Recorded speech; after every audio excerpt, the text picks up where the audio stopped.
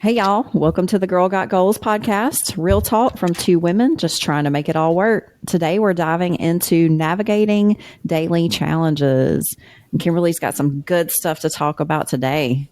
Oh, I have a lot of information to talk about. You have been so passionate about this episode. I think you've been like looking forward to it for a while, and with great reason, because we're talking about things like depression, anxiety, motivation, procrastination, and these are things we both deal with on a daily basis. Well, I got to thinking last night, and I guess some of it we'll just, bring up today because in our daily lives, I still have a lot going on. And you say, oh, I'm going to sit down and really kind of think about that. But I can remember when I was younger and my mom would, when my kids were little, and she'd be like, well, you need to do this and you need to do that. And you're not doing this, talking about with the kids. And I can remember thinking, that's easy for you to say because you just sitting over there with nothing in your brain. And I've got all of this stuff going on. And I find now that I'm in that situation. So now that the kids are grown and I have more time for me, sometimes it's easy for me to say, oh, I don't understand. I should have done some of this when I was younger. I wish I would have done some more self-me. And we're on here trying to tell people how to do it. And I can remember at that point thinking, I don't have time for nothing. I can't do all of that. And so I thought, I know some of it was that, and I'll admit some of it was also until I got into this.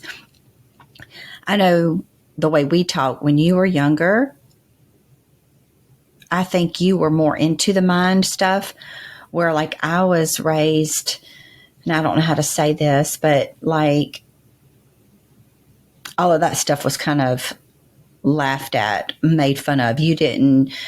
We didn't talk about that women needed time to themselves or meditating or yoga. I think in the realm of like my family and the people that I was around, it was just kind of scoffed at. So I don't think that I took any of that serious until the last few years that I realized there is meaning to a lot of that. So I think some of that played into my mindset back then also, that I feel like I missed out on a lot. Yeah, I can relate because I know I may have seemed like I've been doing this my entire life, but I actually didn't get into mindfulness, meditation, and self-care and boundaries and taking time for myself until I basically had it wasn't a mental breakdown. It was more like a physical breakdown. It was more like hormones and anxiety and insomnia and things. I've talked about it on other podcasts or whatever, that just I physically hit a wall because I didn't take time for myself, because I didn't have self-care, because I was burning the candle at both ends at about, what was I, 35 or so, maybe 37. Anyway, it was about 7 years ago. I'm not good at math, but I'm 43 now. Anyway, I hit a wall physically and mentally, where I had to kind of start looking into these other options, because like you, I was raised that mental health was taboo, and if you had something wrong with you mentally, then it was to be ashamed of. It's like if you're a diabetic and you take insulin, that's fine, but if you have depression and you take an antidepressant, you're having a crutch and it's weird, so I too was raised with that. And I think there's a lot of that stigma still happening today, especially in our generation. But with the younger generations, I think that they are doing better to take care of their mental health. And it's not easy for me. I was actually kind of shunned from my church because I started meditating to take care of panic attacks, insomnia, and anxiety. And there's a lot of scientific evidence out there now from mindfulness and meditation, and it calming the nervous system and moving your body and exercise, with yoga. Of course, there are different religions that have used yoga or whatever, but it's not, it doesn't have to be used like that. Anyway, I ended up having to leave the church I was at for 10 years and all my friends that I had built there because I started going to the meditation center to learn how to meditate and learn. And it was the only thing at the time that was helping my anxiety. And I wasn't taking medication because I chose not to, because one of the side effects was insomnia. I was like, I'm trying to cure insomnia, and one of the side effects. Anyway, long story short, it has not been easy for me, and I didn't grow up with it either. I have had to learn how to incorporate it into my daily life. Cause like I had small children. I was working full time. I was going to college full time, raising my kids, which is part of the reason why I ended up in the situation I was in, and a good reason why I choose to work part time and take care of myself, today. Yeah.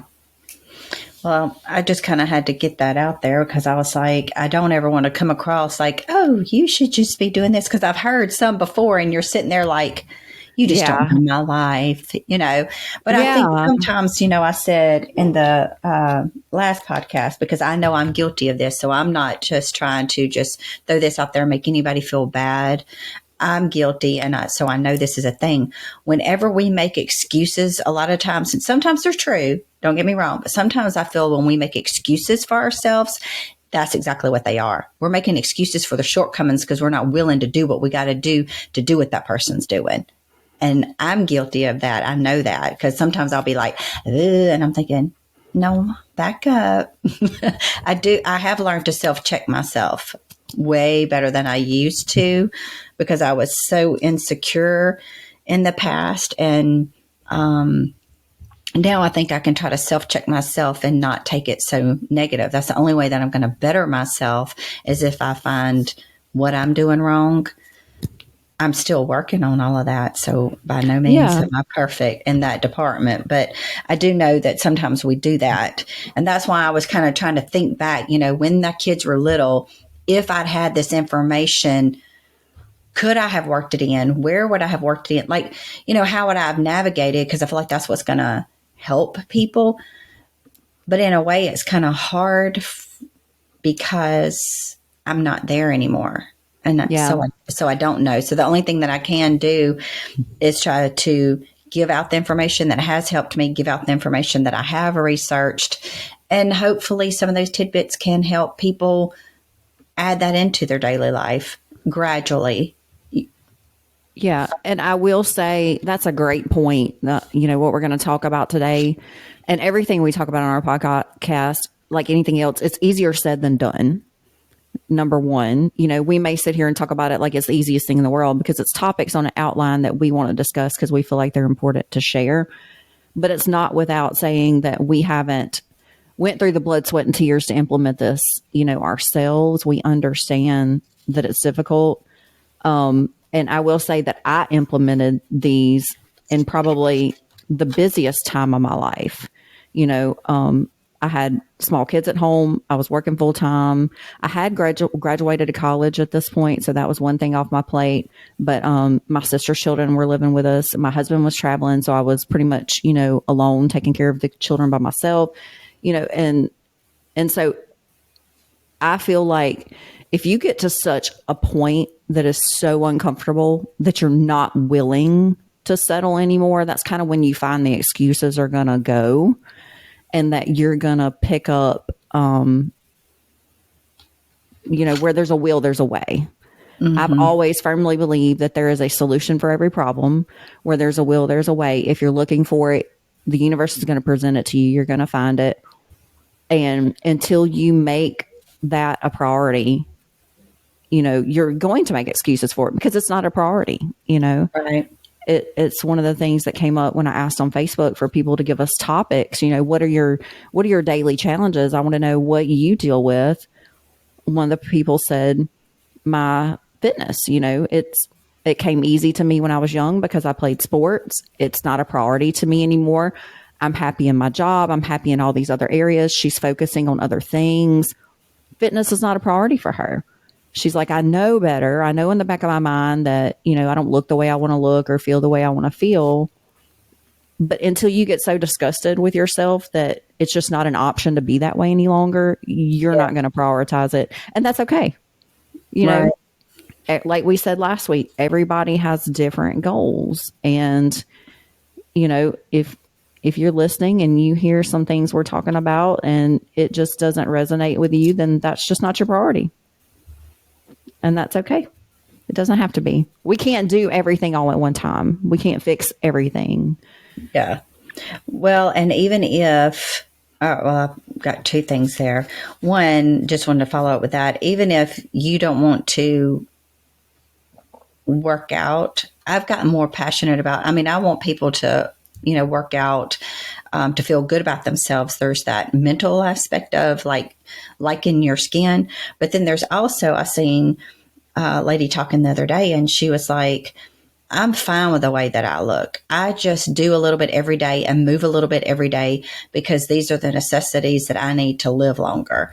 So if we just get out of the mindset of, I got to go to the gym because I got to put on muscle and I got to look this way and I got to do this, it doesn't have to be that way. You can start with saying, I'm going to get up in the mornings and I don't care if you do 5 push-ups and some jumping jacks. Just something to get your heart rate up, your blood flowing. I know I feel better when I stretch. Sometimes, the older I get, I wake up in the mornings and I'm like, oh my God, my back, my neck, just from being asleep, everything hurts, so I'm trying to also incorporate with the other 50,000 things I'm incorporating in my life is to do more stretching. And sometimes I do it in the shower. Yeah. I put my leg up on the bench to shave my legs or to, bathe my legs or whatever. And I'll try to, stretch my hamstrings or, move. Sometimes it's just moving. We take it for granted that a lot of times we're sitting at a desk, we're sitting in the car because a lot of people drive, 30, 40 minutes to work, sometimes more. So that's 30 minutes on the way to there, 30 minutes there. You've sat all day on your job. Then you come home and you're like, oh, I'm tired. So you sit down to watch TV. You don't realize how much sitting and immobile we are if we just walk Until around a little. Yeah, until you try to start counting your steps and you're like, ooh, Yeah. I only walked 3,000 steps today. And what is it? 10,000 just for general health purposes a day is what you should be shooting for, which is another daily challenge that came up on my Facebook poll was how to get steps, how to get steps in. You have to be really if you're sitting all day, you have to be very intentional about getting your steps. You have to plan walks and you have to plan breaks and stretching. After my surgery, I had to go to physical therapy for several months, and my physical therapist was like, set your alarm on your phone, and every hour I want you to stand up and stretch for like 2 or 3 minutes. And I did that for the longest time. And like you said, not only did it help me feel better physically, but mentally, just moving my body and having that break, it kind of reset me for the next hour. So it, like you said, it doesn't have to be an all or nothing mindset. You don't have to have an hour yoga class. You can just stretch for 2 minutes, or whatever feels good, in your body. Mm-hmm. That's what I love the most about yoga is when I stretched, I felt good, it felt good in my body. And one thing I hated about class is I had to do the stretches that they told me to do, and there were some stretches that felt better than others, and I'd want to stay in those poses longer. Right. So stretching at home is actually a benefit because then, whatever feels good, do it. Right. If it feels bad, don't do it. And it's one of those things that nobody says that everybody has to like the same thing. Oh, I feel dumb meditating, or I don't want to, like you're saying, do this stretch or do this stretch. If you're at home doing some of those things, you can just incorporate what works for you. So me finding the time sometimes to sit idle-minded, to meditate or to do those things is hard. So when I was in prep, and I did enjoy it, so I want to get back on that. I was getting up in the mornings. I had a mat in my room, and I would do my stretches. I even got to where I was, telling Alexa, play some spa music or play, like where it would be when you go to get a massage where it's just that music. And I would just try to not think, to just relax in my brain as I'm in the poses of stretching, just so I'm just for a moment not thinking of anything. And I know it sounds dumb, but sometimes I'd have to go, don't think. Yeah. Don't think, No, like, yeah. You have to concentrate, yeah. when I was learning how to meditate, they'd like pick a mantra, just pick a word, any word. It could be flower, it could be whatever. And you just concentrate on that word or visualize a flower or whatever. And it was just to train your brain to not think, because as women, especially, our brains are wired to think about 30 different things at one time. And we wake up and hit the ground running, and it's that they call it the monkey brain. It's just constantly going, going, going, going, going, even whether it's serving you well or not. And sometimes, and that's a learned thing. To learn how to stop it is very difficult. I had to download an app. I think I downloaded the Calm app, and they have teaching you how to meditate. It's free, and they'd start with 1 minute. They had 1 minute meditation, 60 seconds. And you wouldn't believe how many times I thought about crap during that 60 seconds. Uh-huh. Like I can't not think about nothing. But over time, I got better. I worked my way up to 3 minutes, and then 5 minutes, and then 15 minutes. And then at the meditation center, it was like 50 minutes. It was a long time, but you don't start there. Like you Right. said, I was you going to say, just, I think I learned a little oh, as I did it, it got a little easier and easier to do. But sometimes we don't think about that. We take advantage that our brain, what all it does and how vital that is a muscle, and that is something that helps with the longevity of our life. And we can abuse our brain. I know that sounds crazy, but you have to give it a break too. And going back to the way we were brought up, it was just like, oh, that's kind of stupid. But no, it's not. If you look at all the research of, and research that I've wrote here about anxiety and depression, how meditation and the yoga and exercise, there are studies that helps almost rid it or helps with the symptoms of it. So there is that data out there showing that it does work, and not just that, but as far as different things with your brain function. But yeah, it you got to think about it. It's like the main central of our body, so it's given everything commands in our body, and we're abusing it. It yeah. kind of makes sense, Yeah, Dr. Caroline Leaf is a neuroscientist, and she started her research and her career working with people who had like traumatic brain injuries. And used to, a long time ago, they thought that there was not any neuroplasticity in the brain, meaning if you had a traumatic brain injury, you were just stuck like that. It couldn't get any better. Well, she was working with people who were getting better, and she learned, among many others, I'm sure, that there is a lot of neuroplasticity in the brain, and how you use it wires it to a certain way. And during my deepest, darkest time, and anxiety and insomnia and depression, I used her. I think it's called a 60-day brain detox program, and it was simply like little prompts that I did every day, and like journaling, just being aware of your thoughts and then choosing what to think. And it rewires your brain after a certain period of time, which was huge for me, because, you know, what I thought was like, okay, so when I started having anxiety, I just started a panic attack all of a sudden came on and wouldn't leave. I went to my OBGYN, and her answer was antidepressants. That's what they're going to tell you every time. They're going to put you on Mm-hmm. antidepressants. They're going to put you on anti-anxiety, whatever. I started counseling, talk therapy, blah, blah, blah, blah, blah. Come to find out years later, after all of this, it was a physical response. It was my body basically producing too much adrenaline, which would cause my heart to race, and all these physical symptoms had nothing to do with my mental status. It forced me into like fight or flight and all this other Mm-hmm. horrible. If anybody's ever had a panic attack, you feel like you're going to die, and sometimes you wish you would, because it would feel better than how you feel in that moment. But it was a complete physical response, had nothing to do with my mental status. But your mind, body, your spirit, it's all connected.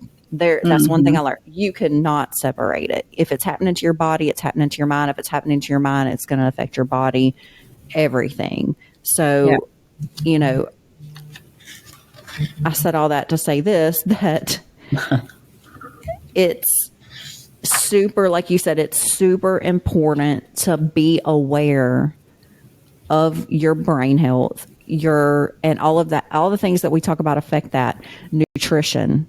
Changing my nutrition was pivotal in Mm-hmm. changing my anxiety. The supplementation, the vitamins and minerals that I'm taking in, movement, exercise, meditation, stretching, walking, everything. You cannot get away from the fact that mind, body, and spirit is connected, and that you're a whole person, and you have to be wholly involved with your entire life. Sleep, water, sunshine, like basic things. Mm-hmm. My issue started off with anxiety produced by too much adrenaline in my bloodstream, but that caused me not to sleep, and it caused me not to be able to eat. So then what am I lacking? Nutrition, sleep, so then it spiraled into like a Right. depression, which was not like a clinical depression that people get from the different, brain chemicals being off, but it was caused by, lack of the basic things in life. So sometimes when you're feeling your worst, it could be a simple, easy fix solution. So the Mm-hmm. daily challenges that you're facing, you could just need to reassess and just change one simple thing, and it could completely change your life. Right. Yeah, because with what I wrote down some facts here on so let's just say anxiety, the definition of it was intense, excessive, and persistent worry and fear about everyday situations. So some of get my notes, people. Okay, so it had on here to get more sleep, which you just said helped. But if you're anxious, it's hard to sleep. Exactly. Exactly. And I was very surprised that one of the things that it said that you can do, is limit your caffeine. And I was like, ooh, because a lot of times, when we are anxious or even I think sometimes depressed, we feel like caffeine just, oh, that's going to pep me up, that's going to spike me up. And it does. But then you have that crash on the other Yeah, all side the of after it. effects. I didn't Mm-hmm. drink caffeine for 5 years when I had my issue, because my body couldn't handle it. It was it Yeah. made the And anxiety 10 times worse. Yeah. I will admit, some of this stuff that I found is going, I feel like will be hard facts for people. Like, you got to be where you were to say, I don't want, because I know, we've discussed that. I don't drink a whole lot of caffeine except for my pre workout. I don't drink Cokes anymore. Really haven't. I could probably count how many on my hands that I've had in 7 years, but that did not come easily. And I wouldn't say it came overnight for me, but only because I had to do it when I was on prep. And he would let me have Diet Cokes, but I just got to where I just didn't want them, because by the time I got in a gallon of water every day, there wasn't room for it. And then it got to where it just didn't taste right to me. But I would still drink a few every now and then because I felt like I needed it. Yeah.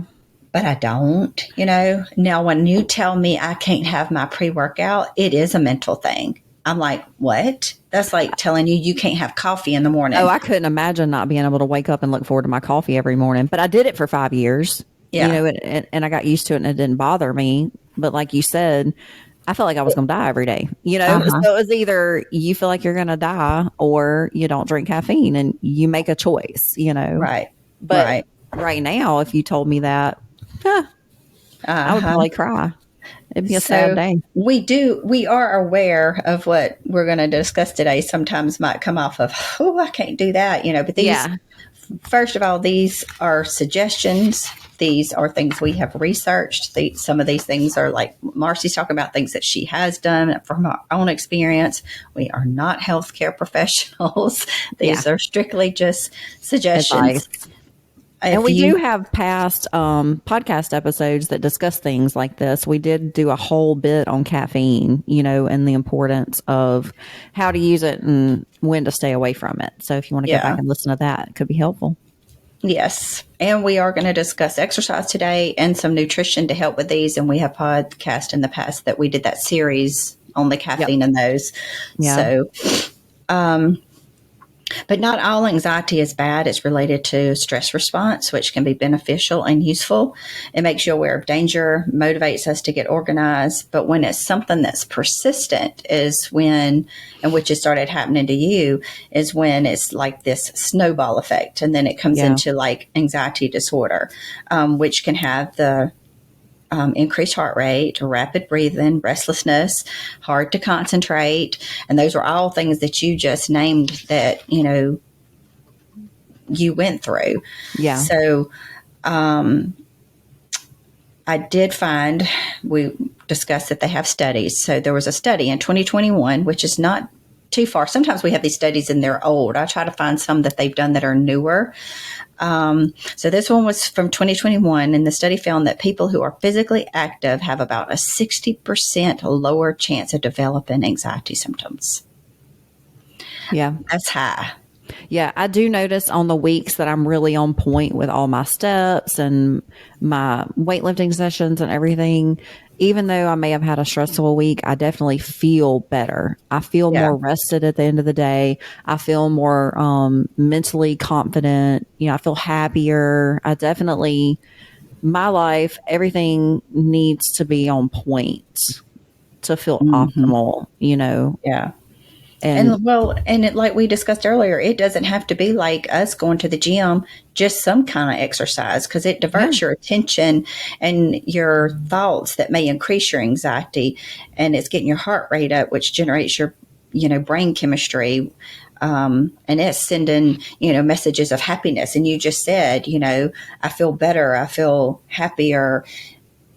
And I think why that is because we're feeling better about ourselves. Because, like we said, when I stretch in the mornings, I feel 10 times just better in my body, and I think that's what exercise and just getting moving. And then it starts the brain flowing and it sends those messages to your brain. Oh, we moved, we did something, we reached a goal, we're successful. It's, right. Feel confident in yourself. Now, I will say, when I started having the panic attacks and I was going to my therapist, talk therapy, his suggestion to me, because he was thinking of the classic anxiety attack. An anxiety attack will peak and then fall off. His advice to me was to exercise vigorously for 15 minutes, because what that did is it caught your heart rate up naturally to burn off the adrenaline, and then you could bring it back down naturally as if you were having an exercise, session. I tried that first time I left his office. I went home that afternoon. I had generalized anxiety all the time, but it would peak, it would like get worse. So I felt it getting worse. I went outside and I ran the whole neighborhood. It just made it worse. Because mine it wasn't an anxiety attack. It was an adrenaline response. And so I was just spiking adrenaline on top of adrenaline. And then my cortisol, it was just a whole mess. So that was piss poor advice, because it just was misunderstood what was going on in my body. There was a whole year where I was in CrossFit at that time too. And I was still going to CrossFit classes. I was having to wear a heart monitor. My heart monitor was going crazy in CrossFit. I had to stop all exercise except for walking and yoga. That was the only two things that my body could handle at that time in that season of my life.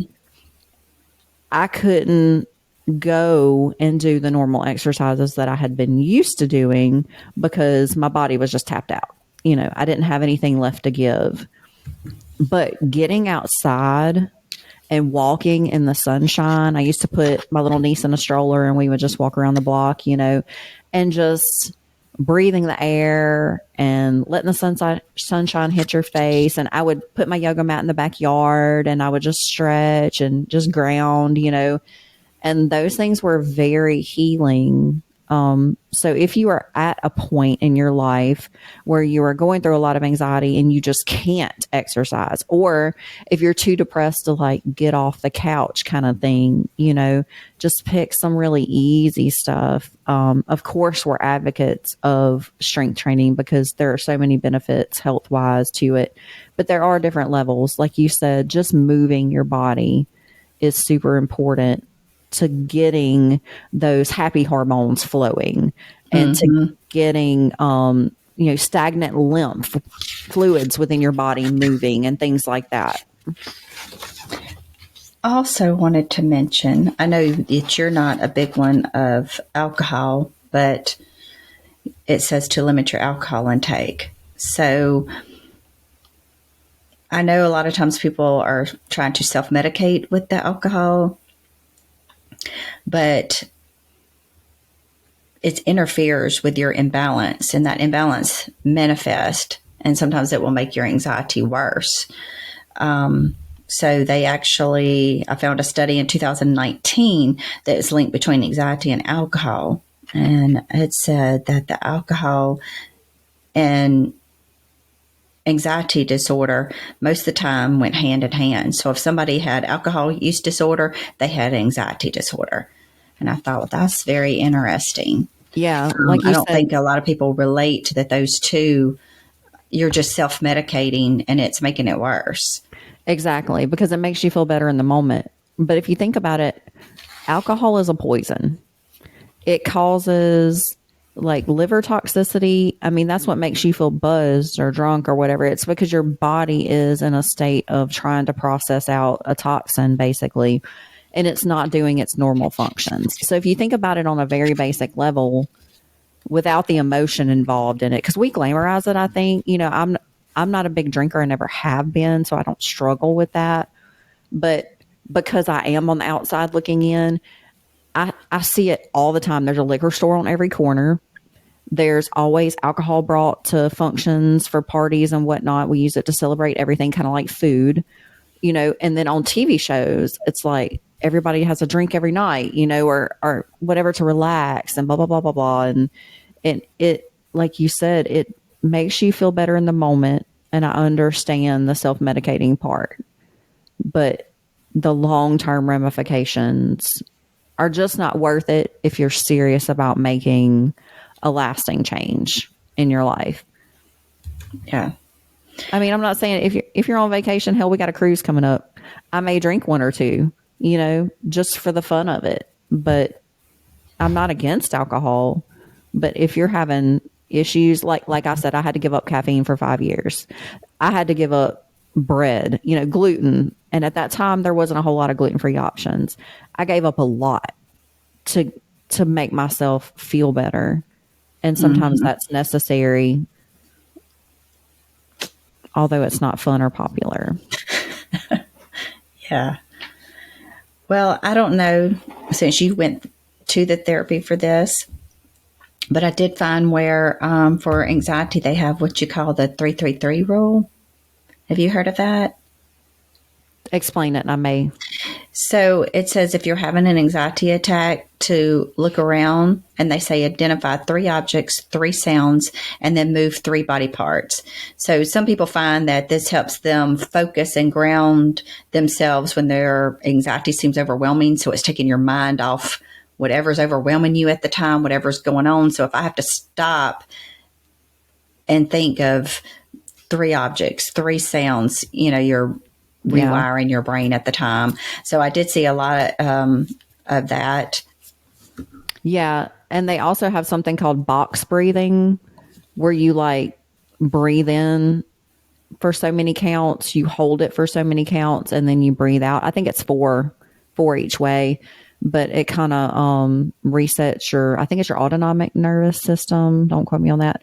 But there are also things that you can do. I've seen recently about going to the sink and like bathing your face and your neck in ice cold water, because it like resets the vagus nerve. And there's lots of tricks that you can do to try to take yourself outside of your Yeah. thoughts, because it gets set on like a loop. It's like Hmm. a constant feedback loop that you seem to like spiral. It was like a tunnel that you just spiral into and you can't get out of. Yeah.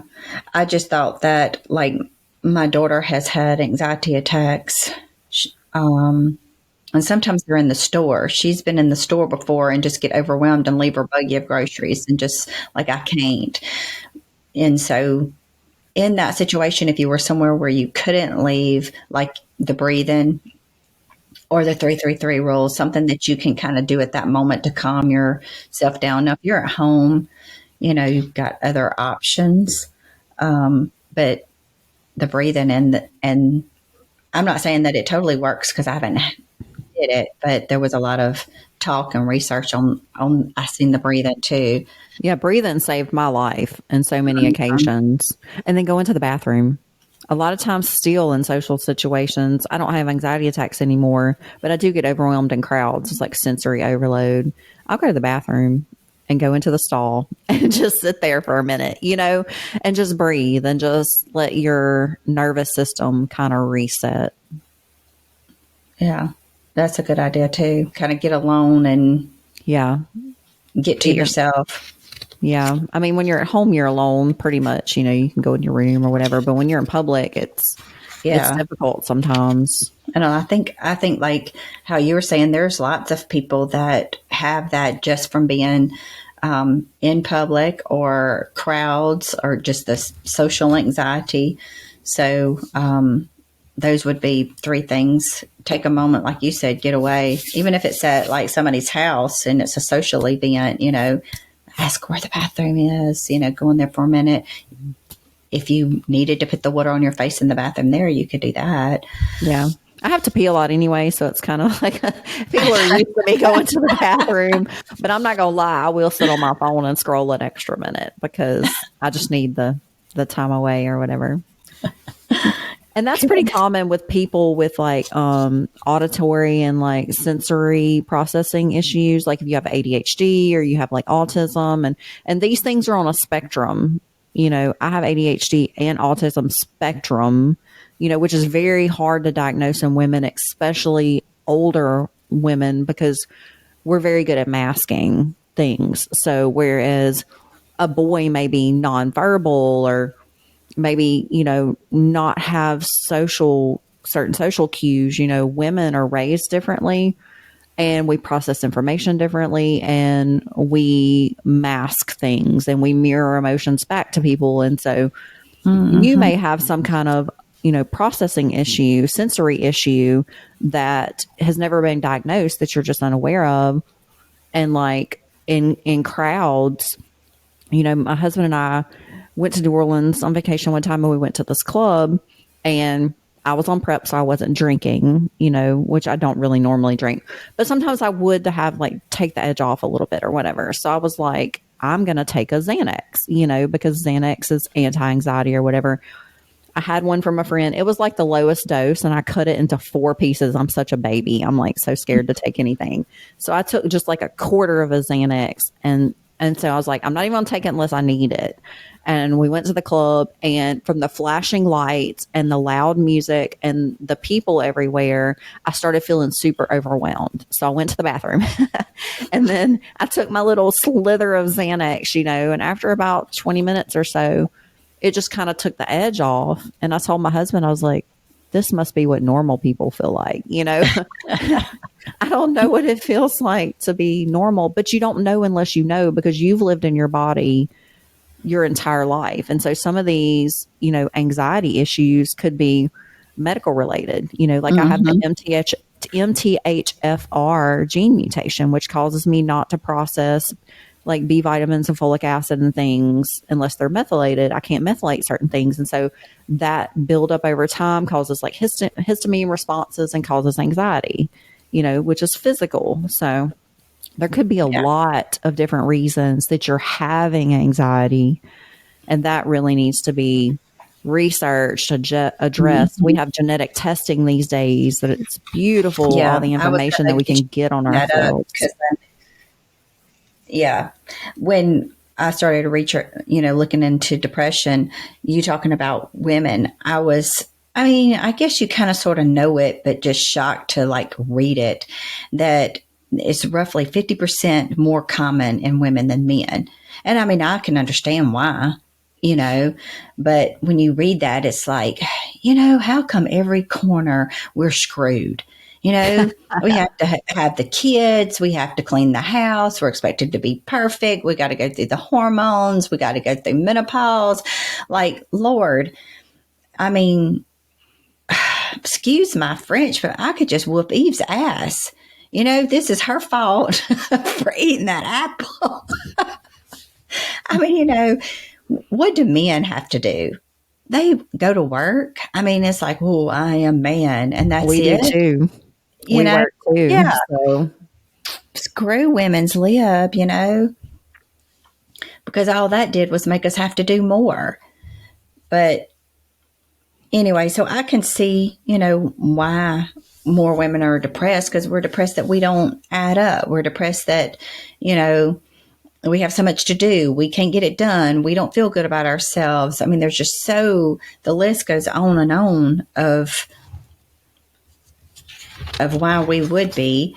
And then talking about some of the natural ways that we can help with depression was the same with anxiety. Is exercise reduces, stress and your mood. But I tell you one thing that I thought was interesting was it had probiotics listed, which makes sense because they're in 2020. It suggested that probiotic supplement can help relieve depression symptoms by reducing the inflammation that in your gut that could affect your brain function. And I'm like, makes sense. So total another podcast, but I've been on Marcy about wanting to do one on gut health. But that kind of goes into that. So if your gut health is off, it affects your brain. It affects all kinds of things in your body. And like you were saying, you had something that had nothing to do with why you had anxiety. So everything they're diagnosing for you was wrong because there were some other things. So knowing what you went through and then knowing a couple of other things that have went on in my life, I feel like before we throw medicine at certain things, now some of it, yes, you have to. I mean, I have hypothyroid. There's nothing you can do but throw medicine at it. There's a few things that they say, you can avoid certain foods or you can do this that will help it, but I have to take medicine for that. But when there's things like this, there's some natural remedies I feel like we should try first to eliminate things before we have to just start taking the medicine. And nutrition was a big one. And you kind of went into that. There are certain things that we can eat that could make your anxiety worse or flare up things. And that's different for every person. It could correct. Be. But they found that the Mediterranean diet reduced depression better than any other diet, which is mostly just fruits, potatoes, beans, nuts, eggs, fish, kind of what I eat. Mm-hmm. I got to looking at that and I was like, Isn't it high in fat, the Mediterranean diet? Because they use like fish. They use olive oil for the fat. Olive oil. And because I forget the exact statistics, but your brain is made up of like, I want to say it's like 70 or 90% cholesterol. And so they're coming out with Alzheimer's is like diabetes of the brain. Because if you remember way back, when I was little, margarine came out, the low fat diets were a super fad, whatever to lose weight, and cholesterol was bad for your health and this and other. Well, we didn't really have Alzheimer's before then. So your brain needs those good fatty acids to support regular function. So it makes sense to me that you found the Mediterranean diet would be good for that because you may just be lacking in fatty acids, Yeah. I don't eat margarine. I eat real Kerrygold butter. We do olive oil, avocado oil. We've talked about that in nutrition before. There are good fats and I'm not going to say there are bad fats because as one day an egg's good for you, one day an egg's bad for you. There, as science evolves, these schools of thought change.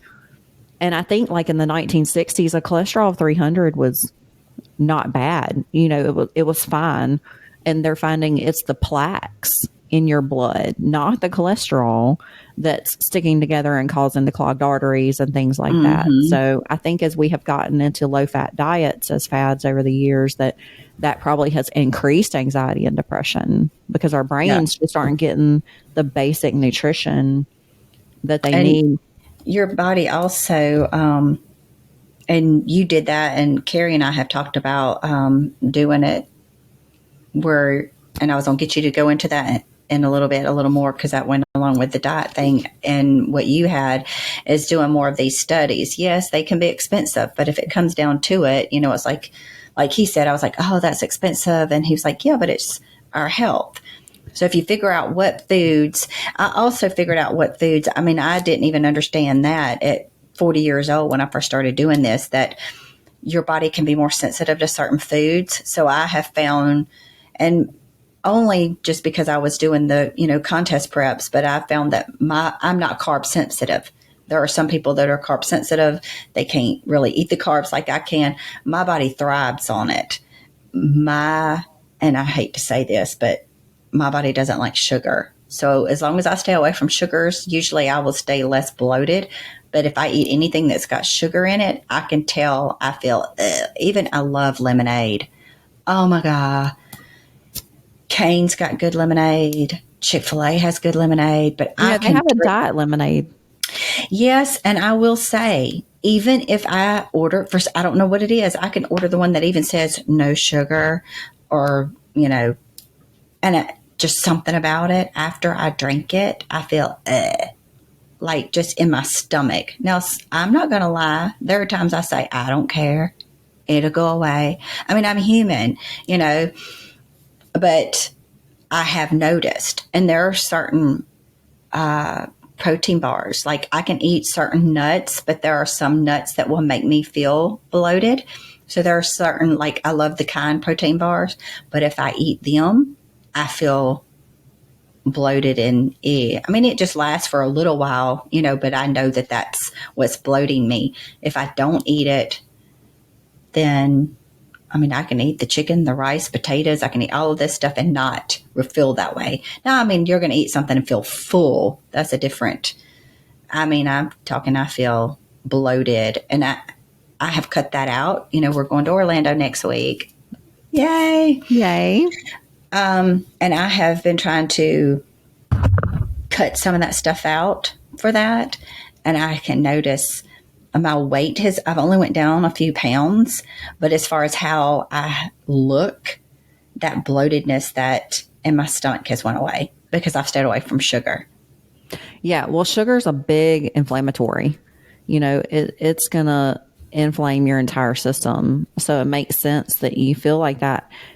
I'm willing to bet that anybody that eats sugar is going to Too feel like much that of it. Yeah. because of the nature of the food and how it Yeah. reacts in your body. And I had to go on a elimination diet 7 years ago, and that's basically eliminating everything down to meats and vegetables and fruits, and like very limited, no dairy, no grains. I didn't eat grains for months. I mean, not even rice, nothing. And I had to just eliminate everything and then add things back little bit by little bit, and then just see how I felt. But now I just took the Viome full body intelligence test. Mm-hmm. I haven't got my results back yet. I'm super excited. I can't wait. But they go over like 350 different foods, and they tell you on a range, a spectrum, like what you should never, ever, ever eat at all, Mm-hmm. what you can eat sparingly on occasion, what you can eat moderately, and then what you should eat all the time because it's like a superfood for you. Like it's Yeah. really good. I had to give them a saliva sample, a blood sample, and a stool sample. And they're going to do my gut microbiome because you talked about that earlier with probiotics. Even as far back as Aristotle and Hippocrates, they knew there was a brain gut connection. I think it's called like the the brain gut axis or something like that. They knew that all disease started in the gut. They knew there's a connection between your gut health and your mental health. That's not new. That's something that we've lost over time. There's a lot we've lost in like natural medicine from Yeah. living more connected with our bodies, more connected with the earth. I know it sounds like woo woo, but it's not. It's been the thing that has saved my life. Just being connected with how you feel when you eat certain foods. Like you said, there are certain things you can eat that I can't, and vice versa, probably. If I eat something and it makes me feel sluggish and tired, or if it makes me feel bloated, or sometimes my heart will race and I'll feel anxious or whatever, then I know those foods are probably not for me. But Yeah. with the testing, it's going to go a step further. It's going to go down to things that I may not notice, because there's foods I can eat. I can't eat them every day, but I can eat them like every third day, and they won't bother me. But what kind of systemic inflammation am I getting from those foods that I'd probably be better if Right. I just cut them out altogether? And that's things that you may not notice because they're so slight, and they could be causing disease later on down in the future that you can't predict. And when you talk about being expensive, I hear that all the time. I think of nothing about walking into Burkett Steakhouse and dropping $30 on lunch, $50 to $100 on dinner, depending on how many of my kids are with me, or whatever. I think nothing about rolling through Yellowhammer and getting me a $6 coffee. But you tell me I need to spend $30, $40 on a bottle of supplements for a month, and I'm like, oh my God, that's high. I just really can't justify spending that on myself right now. Girl, if you sit down and not you particular, I'm talking to everybody in the world, not you, Kimberly, but girl, if you sit down and you look at your budget over a month and you write down all the money you spend on unnecessary bullshit. I'm talking about the eating out. I'm talking about the coffees. I'm talking about the shit on TikTok Shop and Amazon. Add it up, how much money you're wasting. And I mean, I'm not saying don't spend money, but I'm saying prioritize. Yeah. Because I had my genetic testing done with 10X Health, Gary Brecka. Follow him. He's amazing.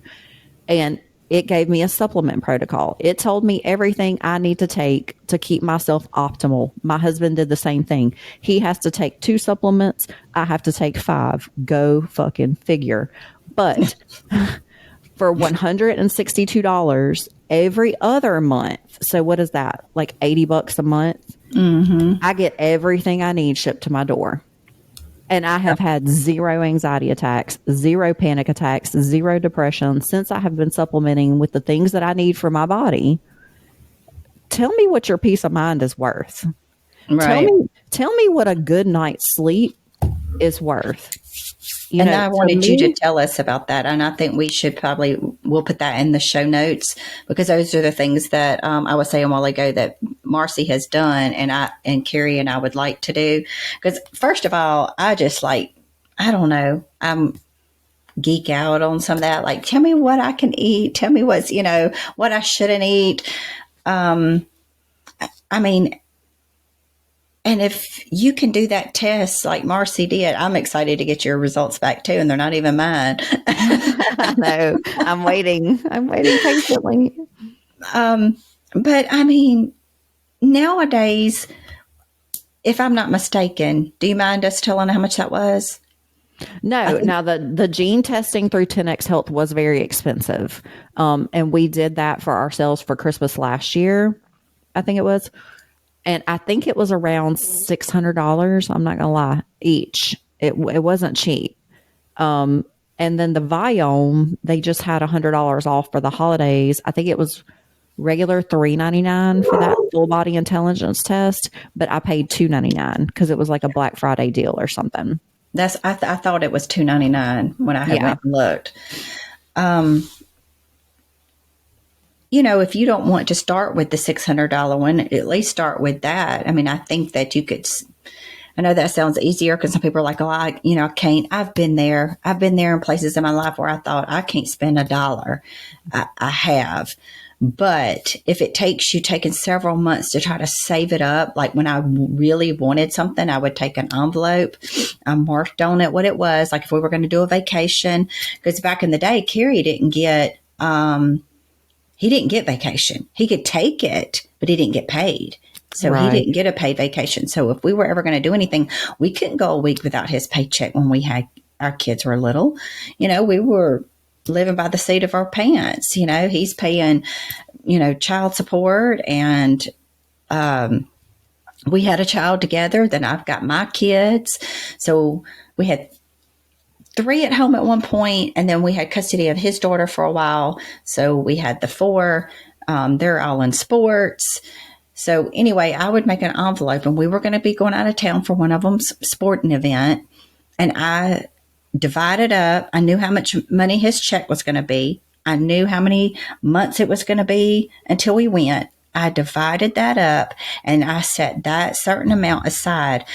So when we got back, I had in a drawer in that envelope a whole paycheck. This is the way I work with majority of things. I sat down the other day. I have a list. Look, Marcy, nobody else can see this, but so I We need to went. do a financial episode. You need to be like some Dave Ramsey stood up in here, because I'll put it on a credit card and hope for the best. I do it for Christmas. Each child had their own envelope with money in it, and I would check out separately, so that and then take their receipt and put it in that envelope, so I knew I was spending the same amount. Anyway, yeah, I can be weird, but so I went to the doctor, got everything done. I want to get done to my face, facials, and this and this. She gave me a whole year's thing. I went on their little thing. I jotted out how much it was. Me and Carrie get an allowance. So don't laugh at us. So we take a certain amount I get each week, and we just call it our allowance. I'll tell him, I'll say, where's my allowance at? I love that. I want an allowance. I know. So when he goes to the bank to deposit his check, he gets me out a certain amount of money, and he keeps the same. And I get to do whatever I want with that money. So, and most of the time I will save it. Sometimes I save it for Christmas. I know I tell him all the time, you save yours and you get guns, but I'm buying Christmas presents. But sometimes I'll buy Christmas. Sometimes, like when we go out to eat, I'll pay for my stuff. If I get a massage, I might pay for it with that. But it's going to go for this. And I've already jotted down like how many weeks it's going to take for this. I mean, I went through the whole shenanigan of how I'm going to pay for that. But Yeah. anyway, I got off that pig trail there to say, if you have to get an envelope to get this, because what great tool is that to have right in front of us that we didn't have years ago, that somebody can say, you take the guesswork out of, this is what you need and this is what you don't need. And in the whole grand scheme of that, it's going to help with maybe some of this depression and anxiety that people are having. And these things are genetic. And so I'm thinking, I already see my oldest daughter struggle. She struggled with the same exact things I did, even at a younger age, because their diets aren't as good as ours were when we were younger, so they're hitting these walls earlier. And I'm thinking along the lines for the future for my children. If I know the struggles I'm having and I can get these genetic tests done, and if any of these gene mutations, they come from your parents, and they're passed down. So if I can give this knowledge to my children, what an investment into your family's legacy and lineage. What if your daughter never has to have an anxiety attack? What if she never has to suffer a day of depression? What if you can find out? I'm like, why are we testing everybody out the womb? When they're born, they do certain blood tests, blah, blah, blah, blah, blah. Why are we not testing for these gene mutations and these certain, food allergies and things like that? Why are we not doing this as a precursor? And I know that's a whole nother podcast. You know the answer on that. I know. I have wonderful insurance and I can't use any of it because most of the doctor's appointments I go to are not covered because all of my supplements are not covered. Yeah. They want you to be unhealthy. It's more money for them. Right. Big pharma. The conspiracy theory. But anyway, I digress. Don't shut us down. Yeah. I don't know enough about that to speak intelligently about it, so I'm not. But I do have hopes that there is a future and there is a day where these types of testings are covered by insurance and that they're kind of like a mandatory thing, and that we have, because we have this knowledge, that we can use it for the future. So if you're not willing to do it for yourself, do it for your future peoples, Yeah, and if you don't have, children, if you don't ever plan to have children, you might have nieces or nephews, mm, or whatever, and just do it for you because you're worth it. Shit. exactly. Well, I only had two things, and then we've talked forever on my topics. We got to get to your topics. But I wanted to make sure that I got this out there because I know that with depression, or sometimes you're sitting, and I don't do it, I do it and I'm not depressed. I'm sitting there watching TV and you're like, oh, I'm craving some chocolate chip cookies, which I never have. I'll go in there and look like I'm going to manifest some. I'm sitting in here last night doing this research and doing stuff, and I'm like, oh, I want some chocolate. And I get up and go in there like, are they just going to appear? You didn't buy none for this reason. Because at 1 o'clock in the morning, when you're still up, if you was asleep like you're supposed to be working on, you wouldn't be hungry. But I was. And so I ate popcorn. I'm working on it, people. But if you have these cravings, sometimes we have them because, we say we're depressed. And so you will crave the, fine carbs and sugars when we're sad. And we kind of relate that. And it's a high carb food. And we think that it's helping us because it triggers the serotonin in our body, which is nothing but like a natural opiate. But it just makes you feel that way. And then later, when you're coming down off of that, it causes you more depression. So then you're more depressed because it's going to cause weight gain. And then, to be honest, I know people that shop when they're depressed. And so then you've run up your credit cards. And then when you are kind of like out of that state, then you are feeling upset and depressed because now you're in debt, or now you've put on the weight, and it just is this spiral. So we need to retrain our brain that, and I know this is easier said than done because I just said I do it and I'm not depressed, but retrain that don't go hand in hand. Oh, I'm sad, so I need to sit down with a whole bucket of ice cream, because it doesn't do anything but make it worse later. So somehow or another, you need to retrain your brain to do something different. And maybe it would be to get up and exercise at that point. I don't know, just a suggestion. But I wanted to throw out one more thing. I did listen to this man last night and it made sense. He was talking about health, and he said they were talking about what is, some things that you do, what some non-negotiables that don't cost money. And this guy said that he doesn't know where it come into play. And I thought, yeah, me and Marcy's talked about that, about taking time out for ourselves.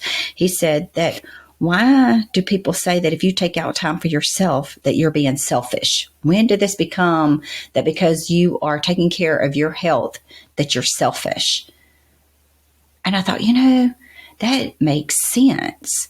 We talked about that, and we even worded it as, be a little selfish. But why did we even word it that way? Why is that selfish? Because we want to take care of ourselves, because we need some time alone, because we want to be better people. That just so resonated with me. But he also said that he gets up, which we did talk about this before, about getting up earlier. And he talked about, start small, like we did I think it was the last podcast. But he gets up 90 minutes earlier than anybody else, or his first 90 minutes in the morning, he said, is for himself. He said, I don't work on my podcast. I don't talk to people. It's not for my wife. It's not for my kids. He said, I'm stingy with the rest of my day. I give to everybody else the rest of the day. But those 90 minutes, he said, I journal sometimes. I'm writing a book, and I thought, that is true. We all need that. And why is that selfish? You have to put into yourself to be able to give to everybody else the other 10 hours of the day. So I don't know. I just felt like we need to rethink that as women, just because we want to take 30 minutes and take a dump by ourselves, Yeah, I've heard of people who have talked on this exact topic, and they have recoined the phrase to be self-full. Let's be self-full, not selfish, because that has a negative connotation. Mm-hmm. Let's just be, filling of ourselves during this time. And that goes with money. I see time and time again, especially women, because it's our jobs to take care of everybody else in the household. It's easier for you to go and spend the money on if your child needs a pair of shoes, or if they were going to the doctor. If there was something wrong with your child and they were having one of the same issues that you were having, would you not spend the money to do whatever it needed to take care of that issue and make them feel better? Then why do you even second guess spending the time and the investment and the money on yourself? I can answer as far as for when we go, and I know that my husband's that way. He'll put himself off a lot, and for him, he feels like he's sacrificing for the family. But you Right. shouldn't have to sacrifice yourself. He shouldn't have to give that, because honestly, if he keeps sacrificing for everybody else, I'm going to need him. I don't want him to leave this earth and leave me here by myself. I Right. know one day it's coming, but sooner than it has to be.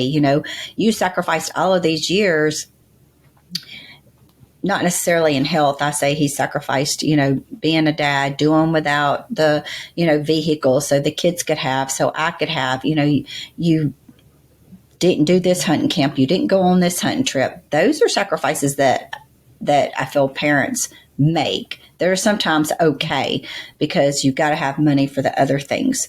But our health is one of the things that we shouldn't, because if he made all of those sacrifices so that when we get the kids out of the house, we can do this. And this actually happened to my mother's parents.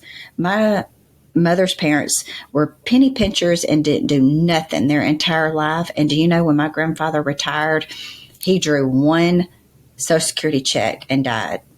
Yep. I've heard of that so many times, people retiring and then killing over dead. And I'm like, what have you done with your entire life that now it's gone? That's what I told you the other day. I was like, you might as well spend it, or your kids are going to spend it when you're gone. That's the fact of it. And it's a scarcity mindset, that I think that is poured into us from previous generations, because they maybe grew up with not enough. Mm-hmm. And so it was a scarcity mindset of there's not going to be enough. Somebody has to do without. And I'm not saying that you don't have to make choices and sacrifices, because obviously none of us have these unlimited incomes. I hope to be there one day, but I'm not yet. But like you said, health is not one of those places where you want to skimp. But I see this time and time again where health is the easiest place for people to skimp. And my husband had a really good insight one day, because he said everything else is instant gratification and health requires work. We were talking about how women will go into hair salons and drop hundreds of dollars repetitively, routinely. Just getting your roots done, girl, it's $100, Mm-hmm. And that's not even full-fledged, dyeing the whole head. Oh, so yeah. he's Or like, our nails and toes. exactly. We're dropping $100 here, $100 there, Botox, you name it. But they walk in, they're pampered, they feel good about themselves. They walk out looking instantly better. It's this instant gratification. So they're willing to spend the money on it to get the instant feeling. Whereas health, people are not willing to spend the money on it because they're not instantly gratified. Mm-hmm. The natural route that I had to take to make myself feel better, I had to change my entire lifestyle. I had to change my diet. I had to change the products I was putting on my body. I had to change the products I was living around, no fragrances. There was a lot of things that I had to do, and it was time intensive. It was like peeling the layers of an onion. I'd get one issue fixed, and then another issue was like, oop, here I am. It's like the things that need to be taken care of immediately are going to show their faces first, and then you have to dive through the layers. 7 years later, I'm still diving through layers. I'm still trying to figure out why I have weight loss resistance, now. It's these other things.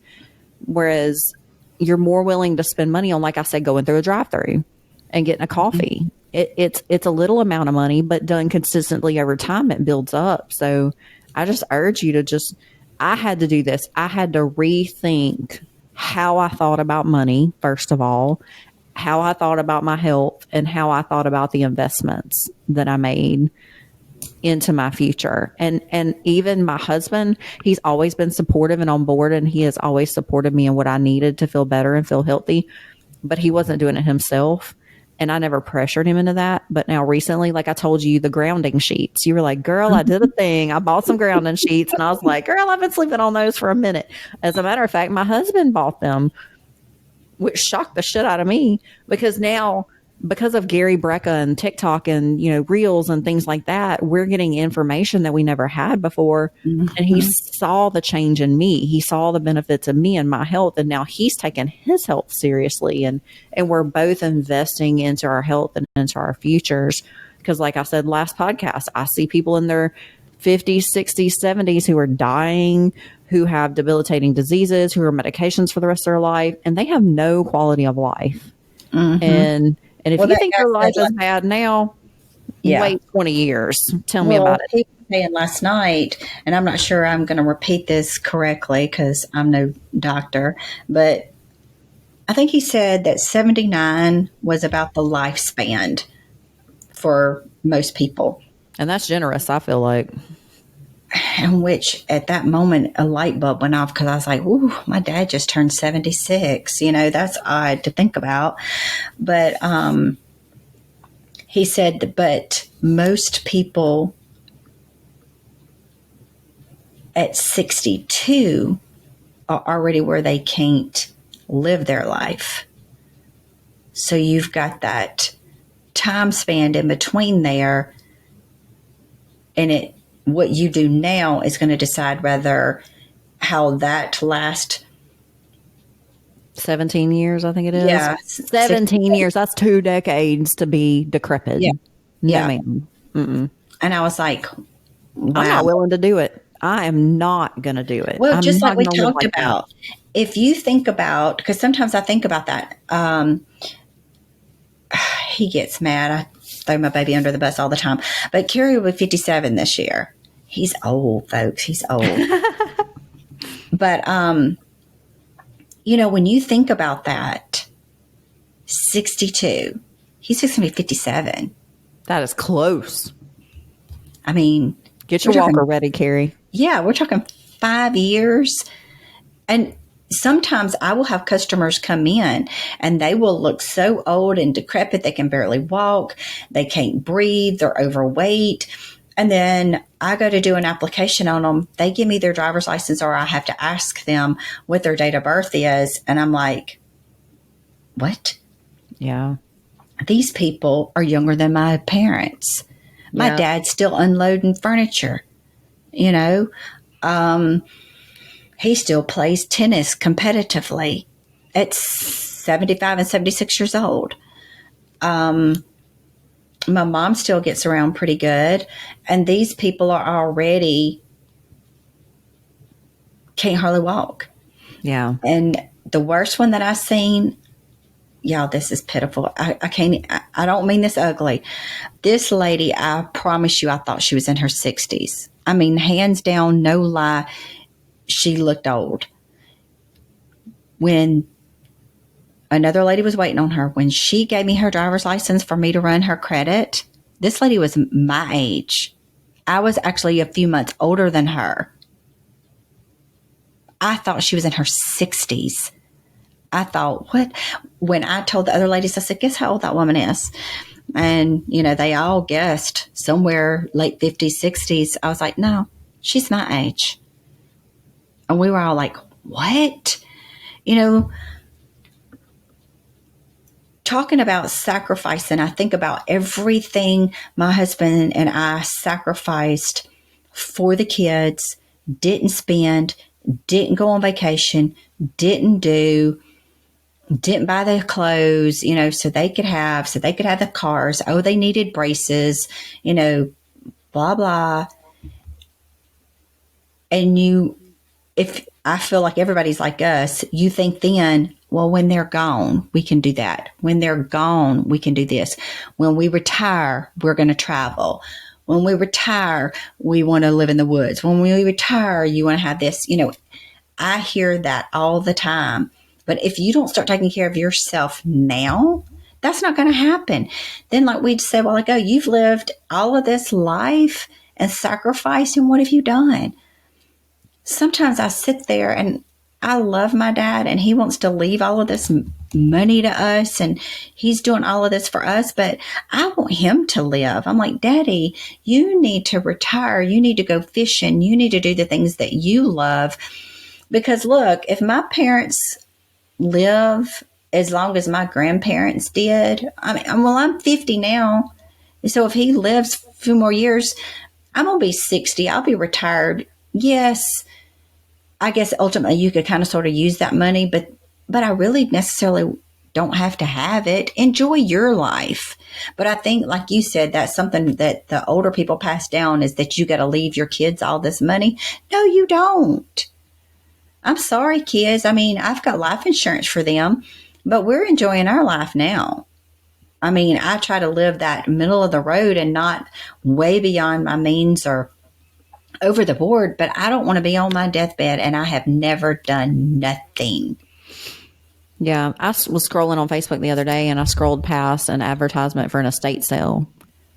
And you wouldn't imagine the stuff in this house. And I'm thinking, how many have I seen of these over the years? And every time I see one, I think this woman spent her entire life, or this couple, accumulating all of this stuff that meant so much to them. And now somebody's selling it for pennies on the dollar in an estate sale. And it's really just a burden that your children have to get rid of all your crap one day, and it means nothing to anybody else. Mm-hmm. And that's kind of like why I like minimalism, and other than my OCD, I don't like having to like clean around stuff, and I like clean spaces. But it's like, I almost refuse to spend money on stuff that just doesn't really matter in the long run, because I'd rather have those experiences and those vacations and things. And I know we're off the topic, but I said all that to say this. Your health is not one of those occasions that you can just put off, like a vacation or a traveling trip or, whatever, that I'm going to do it someday, because your someday may never come and your someday may be too late. The time is now. It's never too late to start, but the time is now, and not all vitamins and minerals are created equal. There's a lot of trash out there. I would never just pick up a multivitamin off the shelf at Walmart and take it, because, like, for me, it was detrimental. It had folic acid in it, and it had crappy B vitamins, the cyanocobalamin. If you research it, it's made out of human waste, and it's put in energy drinks and all kind of other crap. Methylcobalamin is the one you want. But long story short, you do not want to just take the cheapest route. And when it comes to your health and your wellness, you want to really invest the time and the effort and the money necessary to ensure that you have a productive future to enjoy. My grandma is 85 now, and she's had some health challenges recently. And she's always told me, she's like, I hope I just die in my sleep. She's like, if I ever she's like, I'm fine. Because I always tell her, Jean, you got 20 more years. I said, I can't wait to spend the next 20 years with you. And every year I tell her 20 years, so it never goes away. And she always jokes about that. She's just like, oh God, that's too long. I don't want to live that long. She's like, as long as I'm healthy and I'm able to get up and do for myself and, live on my own and all these other things, I'm fine. And at 85, she is, she's driving, she's slowed way down, but she's still able to get up and be productive. And there are people 20 years her junior that can't. They can't drive themselves to doctor's appointments. They can't get around the house without a walker. They can't, but they're eating bullshit. I see they're living off of Little Debbie cakes and Bluebell ice cream and whatever crap they feel like shoving in their faces, and they're sitting on the couch watching Netflix all day.